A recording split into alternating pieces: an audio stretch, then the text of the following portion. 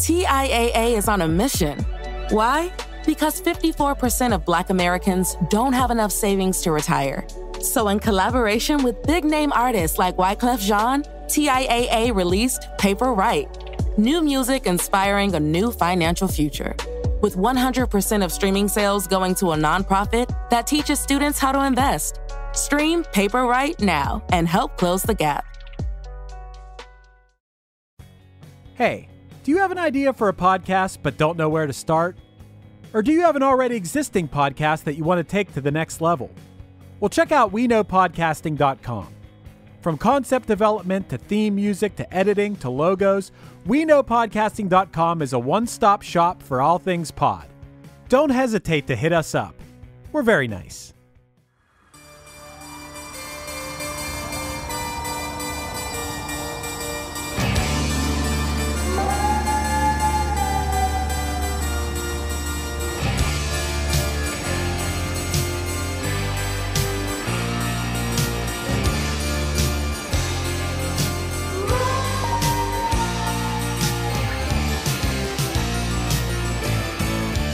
Well, Matt, we are at the end of In 3D. It's been up and down as far as our overall opinions on this record, or at least speaking for myself. But we are landing on one of the most iconic horror themes that Al has ever worked on with Nature Trail to Hell.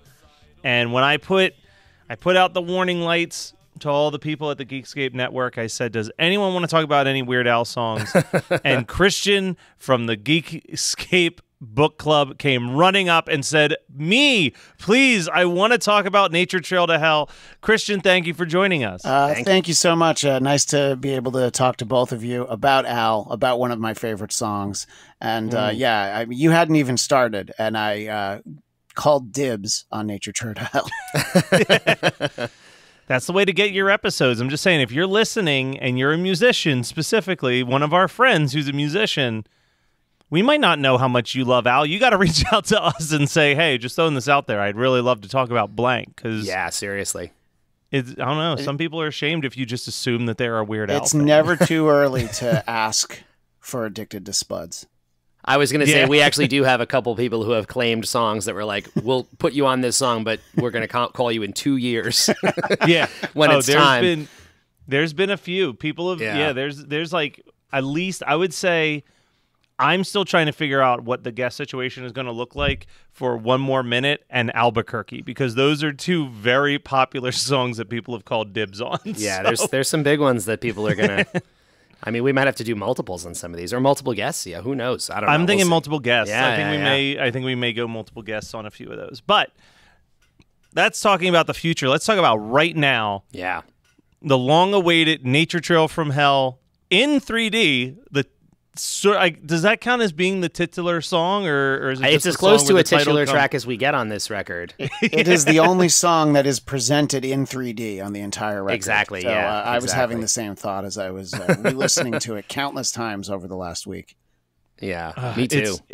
And it's, I mean, obviously the Nature Trail to Hell in 3D, it is a slight reference to the brief resurgence of 3D between 1981 and 1989, specifically with horror movies. Some of the horror movies that jump to mind are obviously Parasite, Friday the 13th Part 3, Amityville 3D, and Jaws 3D. Real quick, I know Matt and I are horror fans. Christian, where do you land on horror movies in general? So this era of horror movies is my sweet spot. I fall off right when it started to get all saw-y and hostile-y, but I loved Freddy Krueger as a middle schooler, which, possibly a little young for Freddy, but Jason, Michael Myers, I liked them, but Freddy, I always thought of Freddy Krueger as like a sadistic Spider-Man because he makes jokes while he's doing everything, so I always just sort of love that really presentation. Great comparison. And he's the only one of them that's fun, and it's like, it's okay. Even as a kid, I knew nobody's really getting hurt, and some of that stuff was so crazy.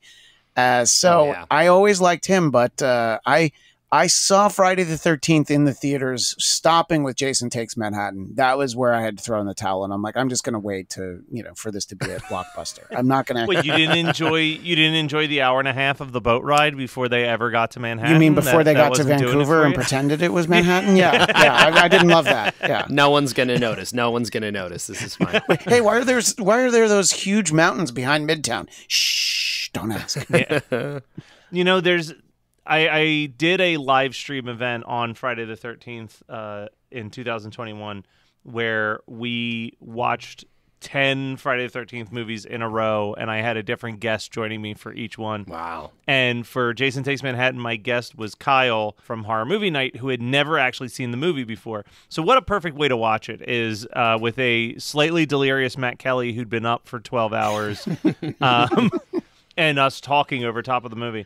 But my way of explaining that movie to him is this movie is actually really great except for all the parts that aren't. And and it's like I think that there are really likable, charming moments in that movie, but as a whole, like, oof. I was going to say, when I think of that movie, I think of all the fun stuff that happens in it, and I forget that there's so much nonsense to get there. Yeah. Like, the build-up is just an absolute disaster. Yeah, I mean, you're right, though, Matt. It really is Jason Takes the Love Boat and then happens to end up in Manhattan. It's kind of tame on the violence level. For a movie that involves a kid getting his head punched into a trash can, it's still very tame on the violence level compared to a Friday the 13th movie. So it's like we're asking you for an hour and 50 minutes of your time, and also we're just as close to a PG Friday the 13th movie as we can get on this one. So have fun. I also am not a big fan of Friday the 13th 3D. I actually have the controversial opinion, and I know this is crazy. Here we go. That Jaws 3D, of all of the 3D horror films of that time period, utilized the 3D the best. Even though it looks like garbage on home video. I can accept that. For a second, I thought you were going to say that Jaws 3D was like your favorite of the Jaws movies, and I was going to be like, wow, that is a controversial opinion, Matt. No, obviously we all know that Jaws 4 was the best because Jaws 4 The Revenge it was personal. It was clearly personal. No, that's true. Yeah, they knew they went out on top. They just got better and better, and then they stopped at the peak. I agree with you about Jaws 3D because I remember a floating arm in the water being in 3D, and I haven't seen that movie in 3D in, 40 years, and I can still visualize it. So I do think that they used it at least reasonably well. They had the floating arm, there was a floating fish head, and then they utilized the SeaWorld footage, so it was like the killer whale like jumped straight up at the camera at you. Like they really were smarter with it than like in Friday the 13th when they like just jump into a van and it's like the guy like handing the weed into the audience. It's like it's way too forced in that and Amityville, where like Jaws 3D, it just feels like, this is how they would have shot this regardless if it was in 3D or not, and they're just like utilizing it. Anyway, we're getting way off topic. I'm jealous that both of you have seen Jaws 3D in 3D. Well, no, I've never actually you haven't seen the 3D. But how are you doing this? Yeah, but now, so here's the fun thing that I learned when we covered Jaws 3D on Horror Movie Night is the only way that they could make a home video transfer was that they could only use one of the two cameras that they shot it on, because they shot a left eye and a right eye. Sure, yeah. So if you watch the home video, it's horrendous because it's like that's what I've seen. A ship will just like slowly deteriorate and fall apart as it turns because it's like it's moving itself out of like the left eye camera into the right eye camera and stuff. It's bad, but wow. Apparently in 3D it was pretty decently impressive. All right, so all of that history to build up to Weird Al decides to sit down. He's going to do this horror song. It's going to be this fictional slasher movie. It's going to have references to the backwards messages in songs. And it was once compared, Pitchfork magazine specifically compared it to Thrill Kill by The Damned. I know the band The Damned. I'm not really sure if I know that song. But I also needed to bring this up because I think it's really interesting, is that 7 years ago, Weird Al did a Reddit AMA, and someone commented and said, "Hello, Al. You once said that you were accused of not having a songwriting style on account that most of your originals are style parodies. I'm not sure that that's a fair criticism. If someone were to write a style parody of a Weird Al song, which of your compositions should they study to get a glimpse at your songwriting? And he actually said that there are a number of original songs on his first few albums that aren't in any particular style or modeled after an artist. And off the top of his head, he would say Midnight Star and Nature Trail to Hell as something he wrote many, many years ago. Yeah. Although he likes to think he's a better songwriter since then, and actually said that Hardware Store would fall into the category as one of the best songs that he's ever written that wasn't a reference to anyone's particular style. And I'm inclined to agree with that statement, actually. But yeah, Nature Trail to Hell, not a style parody. This is just Al completely doing what Al wanted to make. Well, it's so interesting because it's not a musical parody, but it's obviously like what this is a parody of a horror movie trailer. Yes, from this for time 6 period. minutes. So it's the music of it is not a parody of anything. It's it's like a deeper concept parody than maybe anything he has done up until this point in his career, right? We haven't really seen anything quite like this. No, this is definitely and this is almost an homage to what we would learn to expect with Al closers, because in general the Al closers, like usually because you're thinking like this one, I'm thinking of Even Worse, I'm thinking of even Off the Deep End, you kind of get like kind of more subdued, right? Yeah. Like Self-Titled just ended with Al and an accordion. Like, Even Worse ends with a James Taylor cover parody, and Off the Deep End has like this extreme More Than Words type parody. Like it ends with the soft acoustic songs. The ballad. Yeah. And then somewhere around Running with Scissors, it was like, what if I just tried to write the longest songs that I've ever composed? And it all goes back to Nature Trail from Hell. Nature Trail from Hell to me is that beginning point where he's like, let's see Nature how Trail long to and Hell, crazy. Matt. I have to. It's the Nature Trail to Hell. It's not from Hell. Sorry, Nature Trail. We're not to leaving Hell. Yeah. No, we're entering. I got it. It is a Roach Motel. You can check in, but you can't check out. You're taking it to hell, and you're not coming out. Yeah, exactly. No. One of the we can things assume we didn't get the full story. Re-listening to it, I was just thinking about how there's a couple of points that there's always commentary buried into songs like this, and I thought the thing that made me laugh is the second verse. Al was decades ahead of the no spoilers community. It's like, please don't reveal the secret ending to your friends. Don't spoil the big surprise. And I think that people could really listen to that and try and remember that not everybody watches everything at midnight when it premieres. For sure. It was a minefield the last couple months with Stranger Things dropping, just trying to avoid anything on the internet. I also have to call out that I feel like that same lyric has got to be, at least in a subtle way, an homage to Psycho, because I believe that Psycho, the advertising for the original Psycho was like, don't spoil the surprise for your friends. Like, you need to be surprised. They need to be as surprised by it as you are, because they had never really done anything like that before. Like, that was the whole deal. They changed the way that you saw movies in the theater because of Psycho. But also that like 80s, we're talking these like 80s, horror movie time period. That was a very common, I feel like every movie, whether it was deserved or not, was definitely trying to do was going for like the big twists. Like, because when I think of that line, I think of like, it's on the way cheesier side, but something like Sleepaway Camp. Yes. Which is another example of like the, oh my God, you're going to like, the whole movie is about like, you won't believe the surprise at the end. Like, that's like, don't worry about everything leading up to, like, ignore all the other stuff that seems bad, because the surprise is going to be the thing that gets you. And then that's why Sleepaway Camp is a perfect movie, and I will hear no besmirching of it. Sleepaway Camp is top of the top.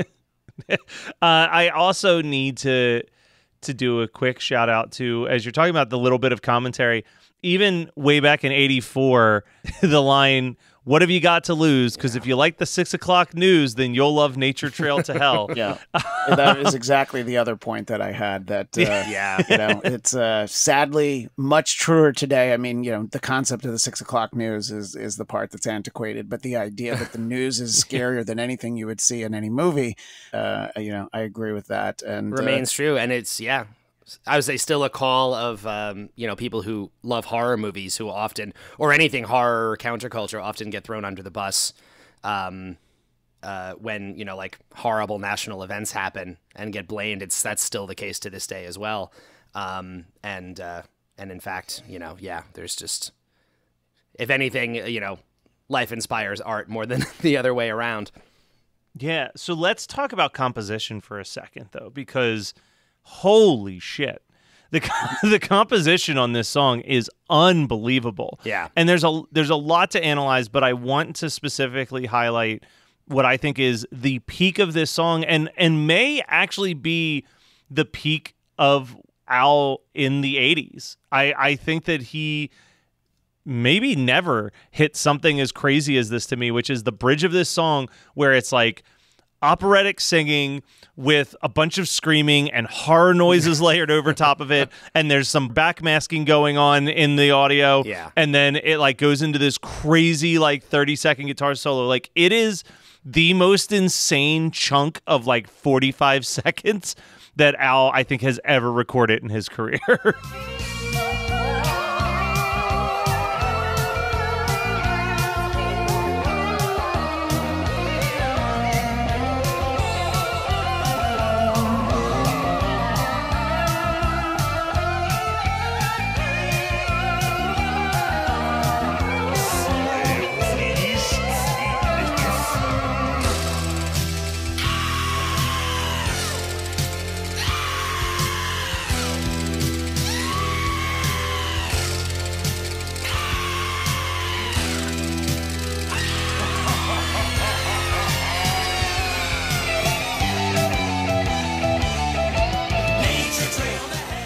I agree. I was actually thinking just sort of the instrumentation, but specifically that section you're talking about. It's like if you took Emerson, Lake and Palmer and then you added a layer of Meatloaf and then, just actual screaming from, the singers has kind of a Meatloaf feel to it, the women singers. And there's so much going on there. And, even as an old man, you don't look at it. I mean, you don't listen to it and go like, well, it's just noise. No, it's actually like brilliantly layered on top of each other. Yeah, it's especially just looking at a year earlier, right? Like when we just did this self-titled album where it was mostly just like, let's play these songs fast and put hand farts into it. And now this is like a really like meticulous engineering and production side of things. Yeah, no, this is a lot of work goes into composing something like this. It's interesting because, like we were saying, this is not a style parody. This is Al, but you still get these references that follow through. Like you said, there's definitely some like prog rock, Emerson, Lake and Palmer things. There's obvious just horror homage here, including the sounds he uses. Like a lot of the synth sounds are obviously like pulled from what you might hear in the soundtrack to a 80s horror movie. Where all the synths and like flute sounds and stuff all feel right on for that. The synth intro to the song alone, like it's almost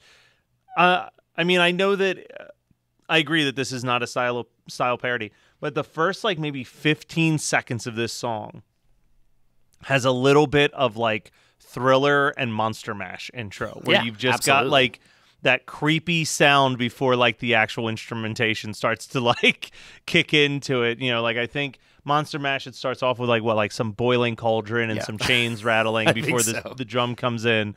And Thriller, it's literally just like the sounds of like werewolves howling in the distance and stuff. It feels very close to Thriller to me with the creepy sounds and like as if someone's like approaching the microphone from a distance. Like, like haunted which is house interesting stuff, because you have to wonder, I guess this would have possibly, although it's the same album as Eat It, so I would assume that he would have heard that. But I had thought about Thriller, but I didn't think about Monster Mash, and the attention to detail by the great Bobby Boris Pickett, by the way. That's the give a great shout out Bobby to Boris Pickett. Yeah. Yes, absolutely.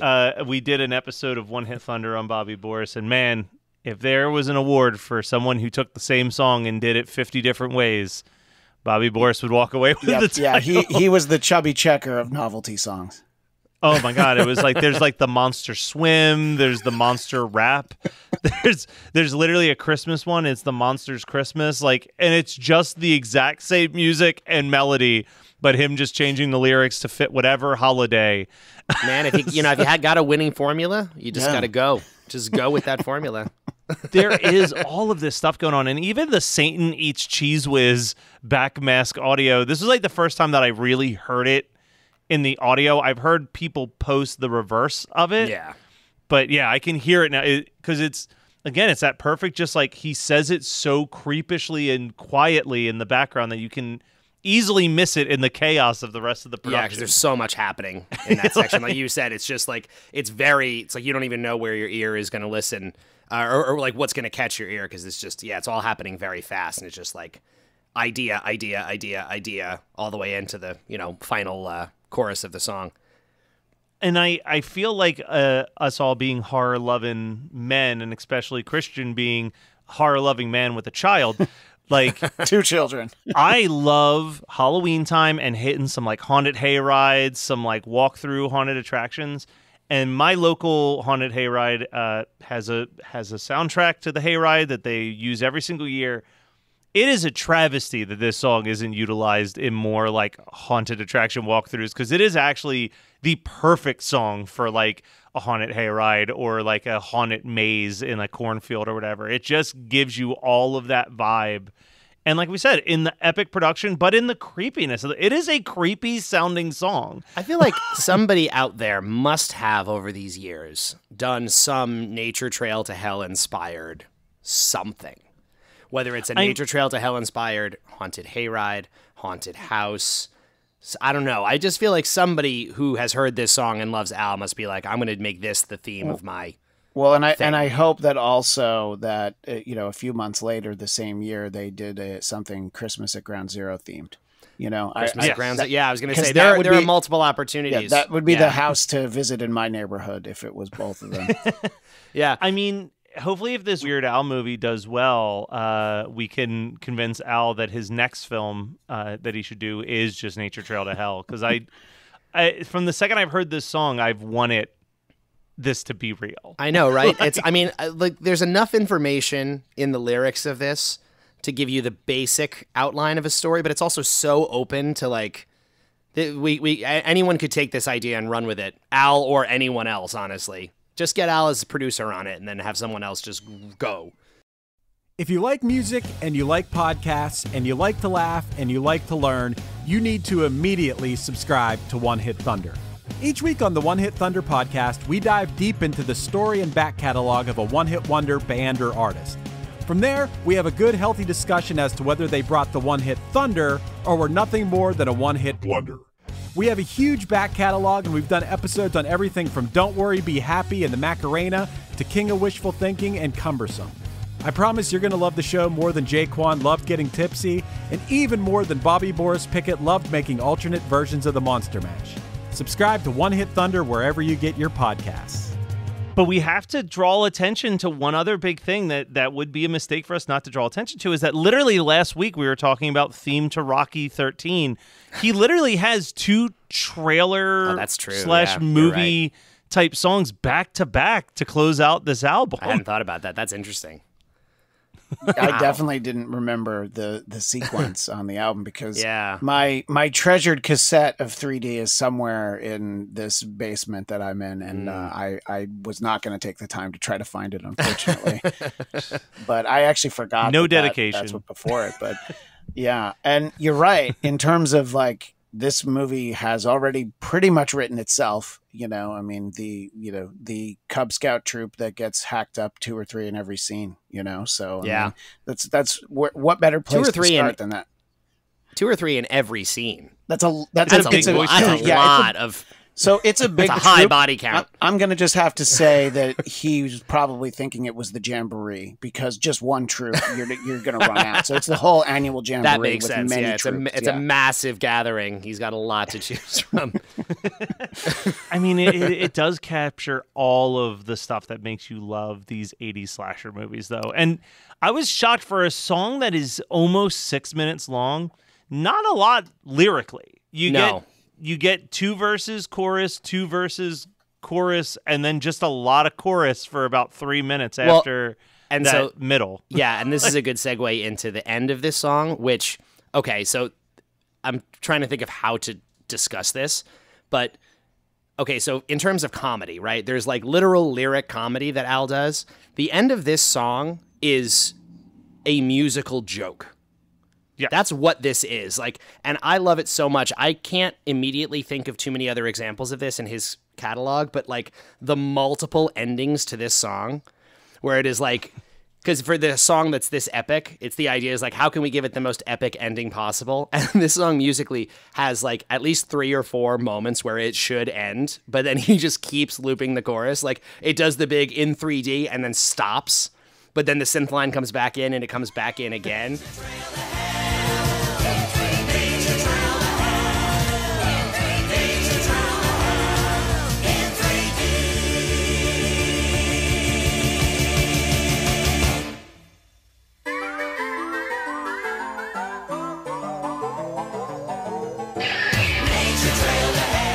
And then it does the build up in 3D, 3D, and you think it's going to end, and then it does it again.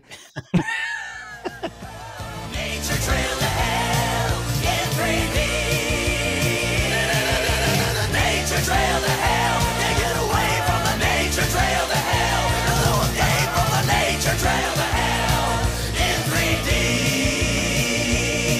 3D. Nature trail to hell. And he just keeps going and going and going and going. And it's like, I have such a memory of the first time I heard this that the repeat endings of this song just made me laugh so hard because he just like cannot get out of the loop. And then ending it with kind of apropos of nothing, but I'm assuming it seems to me like that single like piano chord to end the song is a musical reference to the Beatles. Yeah, it's very much the end of A Day in the Life. Yeah. That's pretty much exactly how that song ends, with the chord held for a really, really long time. And I also feel like you've really let us know that Peter Jackson is a huge Weird Al fan, and that the ending of The Return of the King was inspired by his love of Nature Trail to Hell's Peter Jackson's false end endings. to The Return of the King was an homage to this song. Yeah.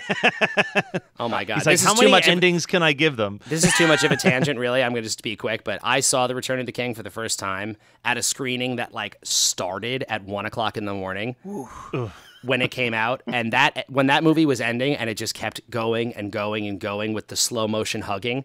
I was like, I'm gonna have to leave. Like, I thought I was gonna have to walk away because I was so tired, and it was giving me this anxiety. I was like, I don't know how this movie's ever gonna end because they just will not stop hugging. I definitely had 2 different points where I thought that it was over and I started to get up out of my seat, and then it's like the fade out was just a fade into the next scene. I was like, okay, well then. So the last thing I want to talk about with Nature Trail to Hell, I mean, you did bring up the beautiful homages and everything, but we got to rank it. We got to put it rank somewhere it. in the ranking. Actually, before we do the ranking, just one other thing, because I also find it, we've talked a little bit before about how interesting, like Al has this, his comedic sensibility does tie into the horror world a lot. And it happens more and more as his career goes on. And yeah, I mean, I'm thinking about like, it's a whole other set of rankings of like, what songs of Al's could you easily envision lyrically, like just being a horror movie. Ooh, okay. There are so many of them, and this maybe is the first one. I mean, there's maybe a couple moments on that first record that are also a little intense, but can't think of like a movie like you said, Christmas at Ground Zero, like that could be a movie. The Night Santa Went Crazy could be a movie. We're about to jump into Slime Creatures from Outer Space in a couple weeks. Yes. I'd watch Albuquerque the movie. Albuquerque the movie. Yeah, you said Slime Creatures, Attack of the Radioactive Hamsters from a Planet Near Mars.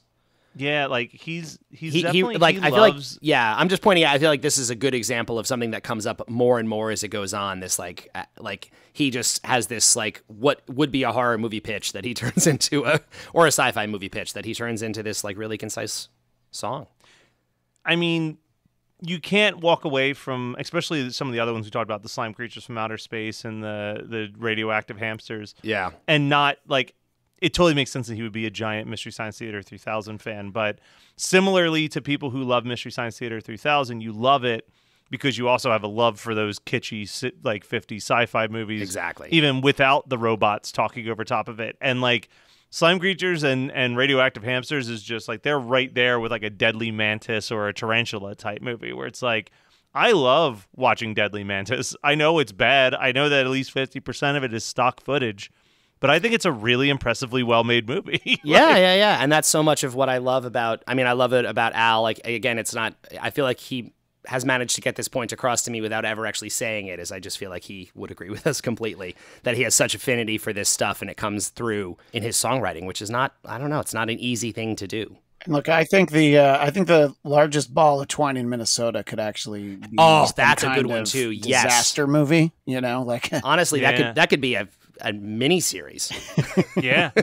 Christian, I realize that we should have asked this earlier, but what is your Weird Al history? What was your introduction to Al, and when did he go from like a guy that you just kind of were aware of to someone that you were a bit of a super fan of? Yeah, it's this cassette in 3D is the one, and it was Eat It was the first thing I heard because it looked so much like the Beat It video, and it started, and honestly the hand farts was very funny to me. I think I was 8. No, I was like okay. I think I was 7 when I heard this. Anyway, basically the age my son is now.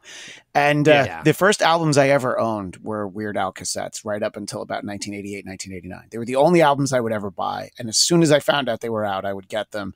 And I think my brother actually, he's 5 years older than me. He had Weird Al in 3D. And I just started listening to it all the time, and in the Walkman at home. Yeah. And I think it was from that, and I would hear some of his other songs on Dr. Demento's syndicated radio show, and a couple times a year Al would actually be on the show, and so that was exciting. And I loved when he would do Al TV on MTV. That was I was always pretty excited for those sort of things. I mean, and next week actually that's a good segue. That next week we're going to review the first Al TV episode. Oh, great! Which is going to be I think there was 9 produced total, but I'm excited, man. Those were amazing. That in a long time. Those LTVs were incredible. Yeah. Like even as a kid of the 90s, whenever he would do an LTV, it was like I got to get home. So, and just to sort of the one thing that I found when I got older, when I was a kid, I didn't enjoy the polka medleys probably like at all. And then all of a sudden you get older and you're like, oh my God, wait, I know all those songs. When you're a kid, you don't necessarily know all of them. And so you're like, I don't know why this is funny. And I love the decision like on UHF to do like only a Stones medley. Stuff like that. Yeah. So by the time I was in high school, those kind of became my favorite songs for a while because I had, really kind of worn out the other ones. And I just find those to be, brilliant. Just the approach. I mean, I had such a similar experience. I know exactly what you mean. Because, as a kid, I was just like, I couldn't, I was too young to even know a lot of the songs he was referencing. And I was just like, I don't know what this is. And it's not funny in the same way that the Eat It hand farts are funny, exactly like you were just saying. Yeah.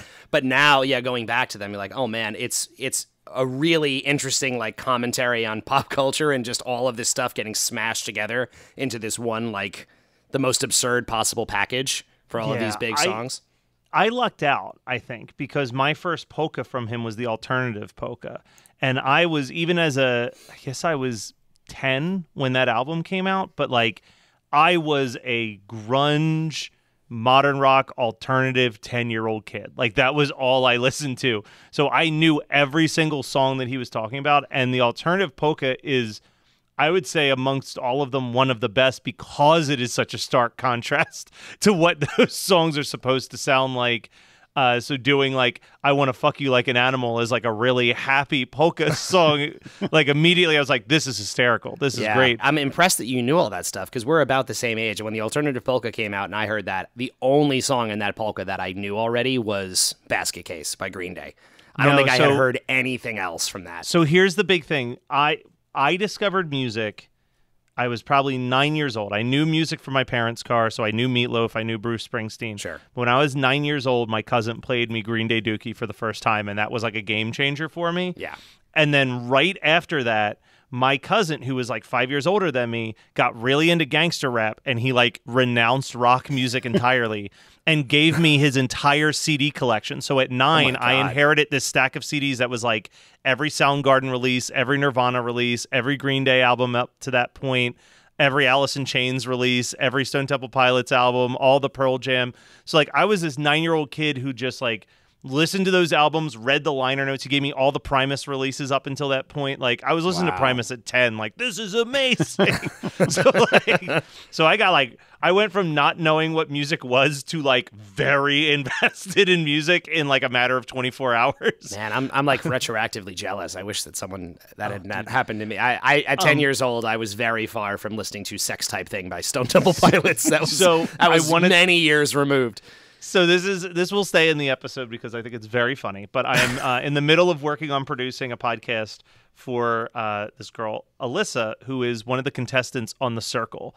And we were talking about something, and I said, "Oh, so they're kind of pulling like a Columbia House, like 12 CDs for a penny thing." And she was like, "Matt, I have zero clue what you were talking about right now." And it was this sad moment where I was like, I know that this person is maybe 7 years younger than me, but that is just enough time for her to have no clue what it was like. It's funny that you say that, Matt. My wife is 7 years younger than me. We've been together almost 20 years. So I realized that 7 years is really the stretch. It's like more than an entire high school. It's like almost all of high school and college.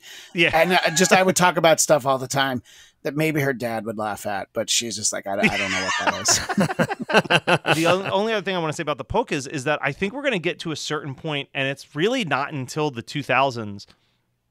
But Matt, we'll have to have a point when we get to the 2000s albums where I think that there is always at least one song in the polka medley that I walk away thinking that actually sounds better than it should as a polka. Like, and totally. I think we even did it on this recent album. There was a song where we were like, ooh, that didn't sound terrible as a polka, actually. Yeah. Which I'm one taking was a it? quick look. It may have been, I don't know, maybe it was the Owner of a Lonely Heart, LA Woman. Well, yes, that's I don't remember. There was one on this though where we were definitely like, that actually doesn't sound terrible. Or the Inagata Davida thing. Oh, that was... it was should I stay or should I go? Sounds really good on an accordion. That's right. That's right. But yes, so let's do the rankings real quick. Matt, I will pass this to you. Where are you ranking this on your Al originals right now? You know, I think that a song like this, I have no choice but to put it at number one. I am right there with you, actually. I was looking at this. I came in thinking, all right, I haven't listened to this song in a bit. Maybe it's better than Midnight Star. Because you know how much I love Checks in the Mail. Yes. But no, man, this one had to shoot to the top. Just for the production and the level of like just interesting choices that are made throughout. Just a truly incredible song. It's a great song. It's so hooky. It's so fun. And just to go back to it, I'm talking about, like, again, hearing Al as a child, and now I think for me, something I'm realizing in doing this show is a huge part of it is I am reflecting on how influential this music has been to me, like in many aspects of my life, not just musically. And Al's horror adjacent work has informed me, and his dark sense of humor and like making a joke out of people dying horrible deaths has influenced my sense of humor so much. And this song is very, very high up in that world. Like, I don't know. This is a little like world building exercise that he did that I'm just so on board for. And I feel like a huge part of everything you could know about me is hidden in how much I love this song. So, Christian, we want you to get in on the fun as well. So we have a special bucket of guest rankings.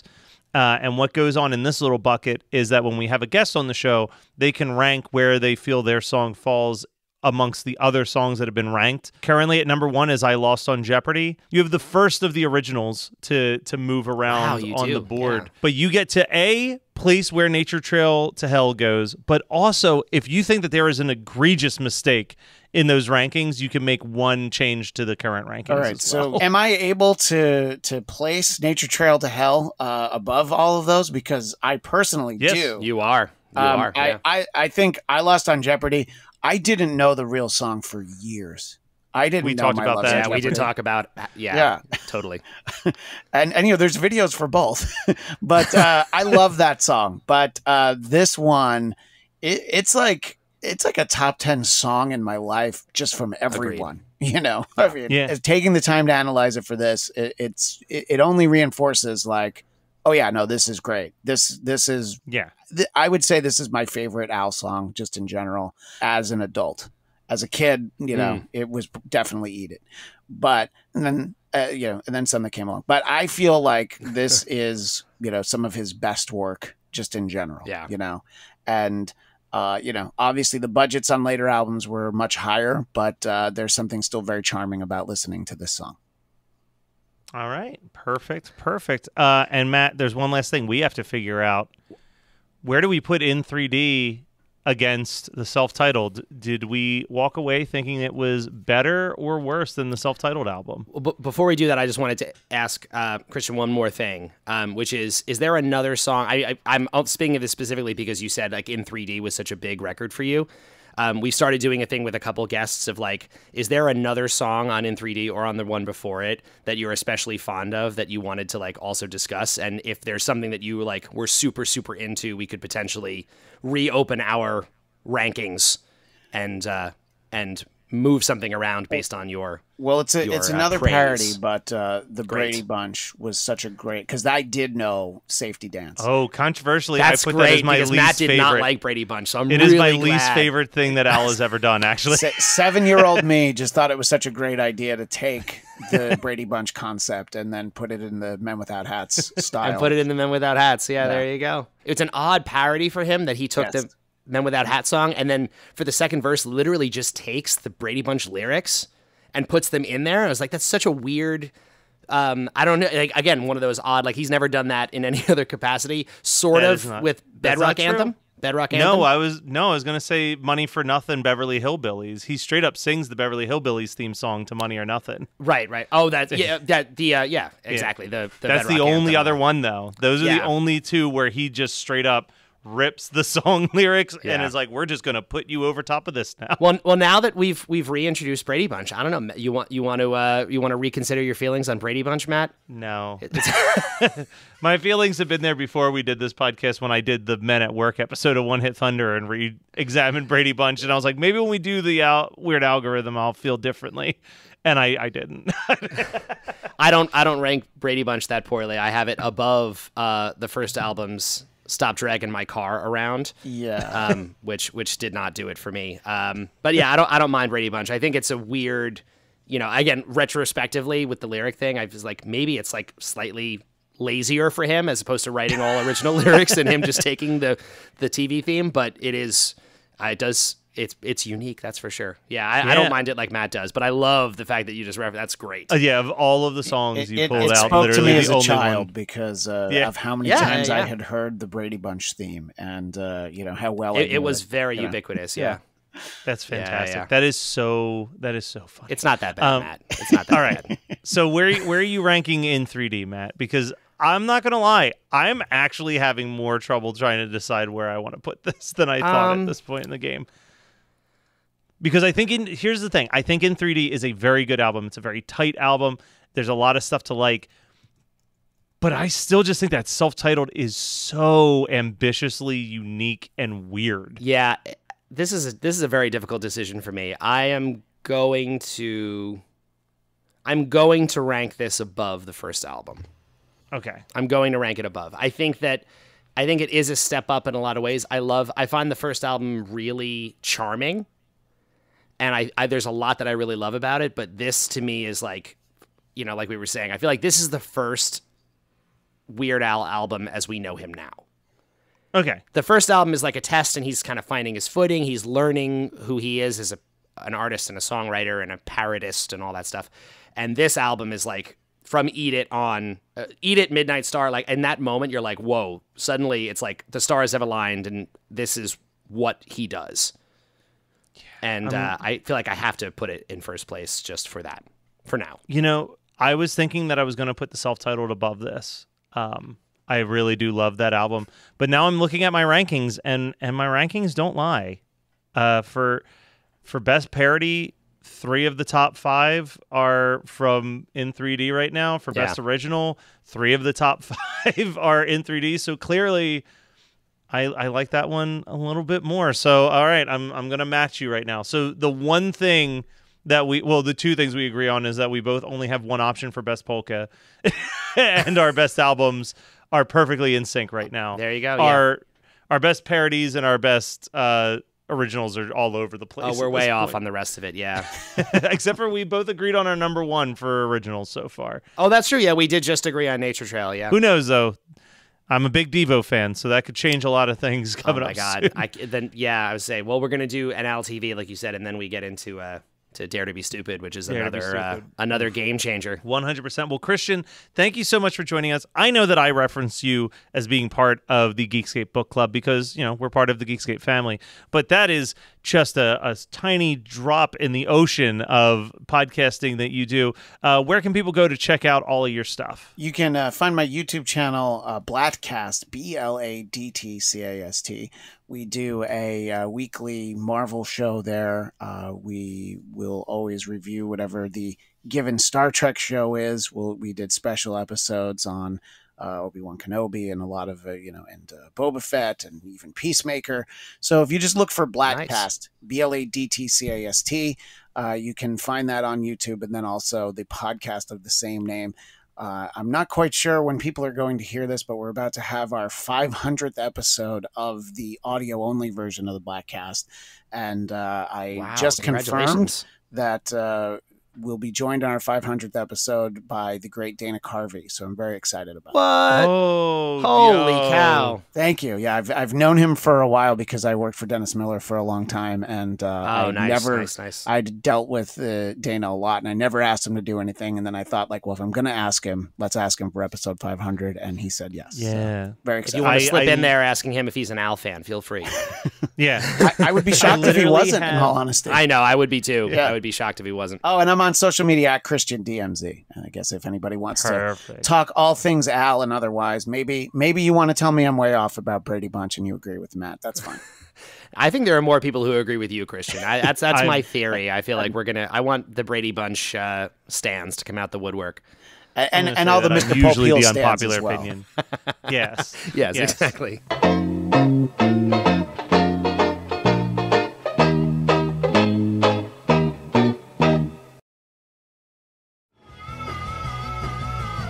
You're listening to the Geekscape Network.